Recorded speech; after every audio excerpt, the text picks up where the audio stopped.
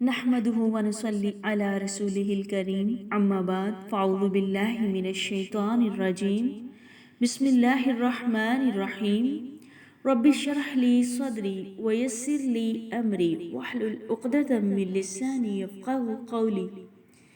میری عزیز بہنوں اور بھائیوں، السلام علیکم ورحمۃ اللہ وبرکاتہ۔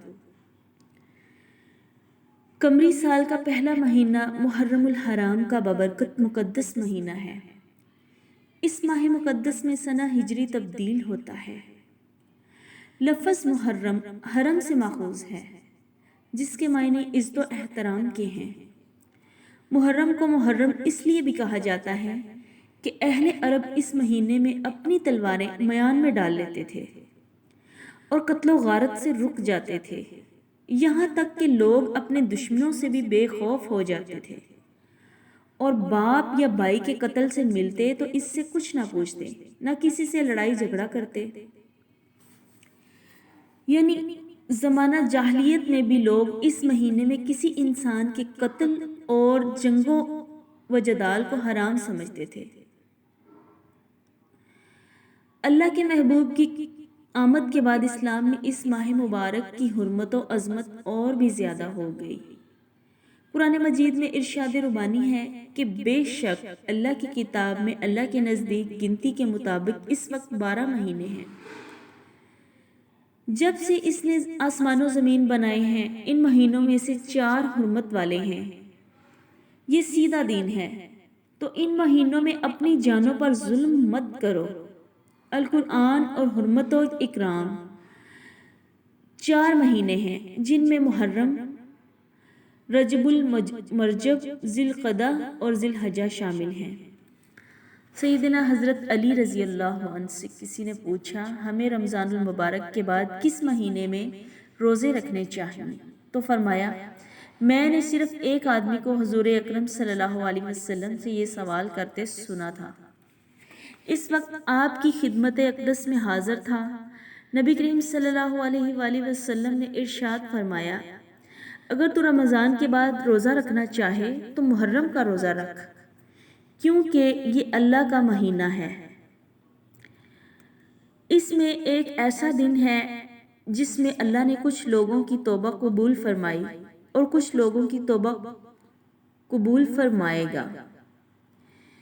ایک اور جگہ نبی کریم صلی اللہ علیہ وآلہ وسلم نے ارشاد فرمایا کہ جو شخص محرم الحرام میں روزہ رکھتا ہے تو اسے ہر روزے کے بدلے 30 روزوں کا ثواب ملتا ہے۔ رسول پاک صلی اللہ علیہ وسلم کا ارشاد ہے، جو شخص محرم الحرام میں پہلے 10 دن تک مسلسل روزے رکھے گا، گویا اس نے 10,000 سال تک اس طرح عبادت کی کہ رات میں قیام کیا اور دن میں روزہ رکھا۔ رسول کریم صلی اللہ علیہ وآلہ وسلم نے پھر ارشاد فرمایا، جس نے ذی الحجہ کے آخری دن اور محرم کے پہلے دن روزہ رکھا تو گویا اس نے گزشتہ سالوں کو روزوں میں ختم کیا، یعنی سال بھر روزہ رکھا اور آئندہ سال کو بھی روزے سے شروع فرمایا۔ اللہ تعالیٰ ان روزوں کو اس کے 50 برس کے روزوں کا کفارہ بنا دے گا۔ روایت میں ہے کہ جو شخص محرم کی پہلی رات کو 2 رکعت نماز اس طرح ادا کرے کہ سورہ فاتحہ کے بعد سورہ یاسین ایک بار پڑھے تو اللہ تعالیٰ اسے جنت میں 2000 محل ایسے عطا فرمائے گا کہ جن میں ہر ایک میں یاقوت کے 2000 دروازے ہوں گے اور ہر دروازے پر زبرجد کے تخت پر حور بیٹھی ہوگی۔ اس نماز کے پڑھنے والے کی 6000 بلائیں دور ہو جاتی ہیں اور 6000 نیکیاں اس کے نامہ اعمال میں لکھی جاتی ہیں۔ جو شخص محرم کی پہلی رات میں 8 رکعت 4 سلام میں اس طرح ادا کرے کہ ہر رکعت میں سورہ فاتحہ، سورہ اخلاص 10 مرتبہ پڑھے تو اللہ تعالیٰ اسے بخش دے گا۔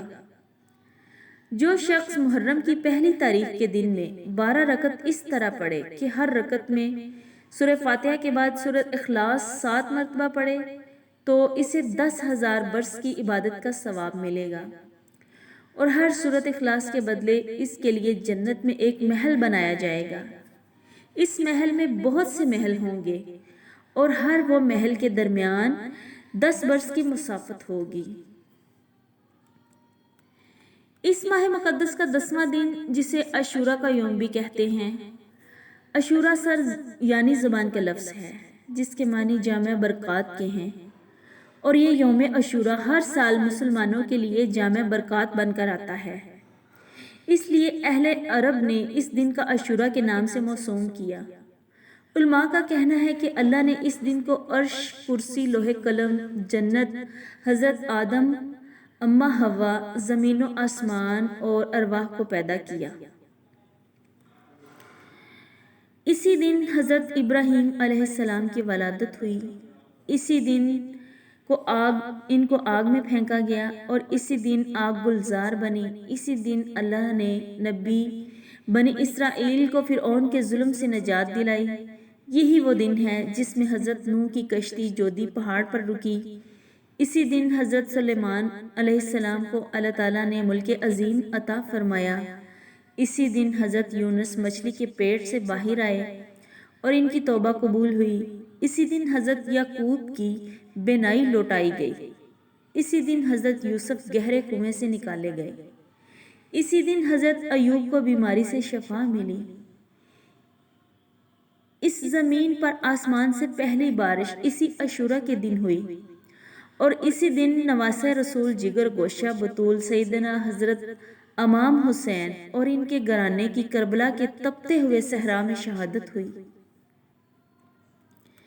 خاندان رسول نے اپنی مقدس جانوں کا نذرانہ دے کر دین اسلام کو بچایا۔ محبوب خدا کے پیارے اہل بیت طہار نے ہر ظلم برداشت کیے، تیر کھائے، مگر ہر قدم پر صبر و استقلال کی ایک عظیم مثال پیدا کی اور جلیل القدر مثال نظر آئے۔ سیدنا ام المومنین حضرت عائشہ صدیقہ فرماتی ہیں کہ زمانہ جاہلیت میں قریش عاشورہ کے دن یعنی 10 محرم کا روزہ رکھتے تھے، اور رسول کریم صلی اللہ علیہ وآلہ وسلم بھی اس دن کا روزہ رکھتے تھے۔